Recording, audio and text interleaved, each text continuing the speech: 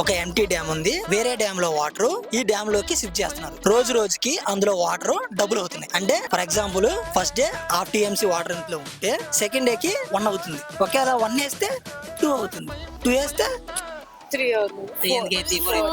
Okay, అలా అలా అన్ని డబల్ అవుతున్నాయి. సో 60 రోజుల్లో మొత్తం డ్యామ్ ఫుల్ అయిపోతుంది. ఇప్పుడు ఆ డ్యామ్ లో సగం ఫిల్ అవ్వాలి అంటే ఎన్ని రోజులు పడుతుంది? 30, 15. 60, నీకు అర్థం కావట్లేదు ఇస్తా. ఇప్పుడు మొత్తం ఫిల్ అవ్వాలంటే 60, సగం అవ్వాలంటే మరి డేస్ 60 half, 30 కాదు. 15 కాదు 30 లా. సరే ఏం చెప్పమంటారా? మీరు సరిగ్గా చూస్తే క్వశ్చన్ లోనే ఆన్సర్ ఉంది. Half TMC, 1 TMC, 2 TMC, 4. ఇప్పుడు 60 అవ్వాలి అంటే 60 డేస్ కి ఫిల్ అవుతుంది. అంటే దానిలో సగం ఎంత? 60. సరే నేను చెప్పమంటారా? ఆన్సర్ తెలిస్తే కామెంట్ చేయండి.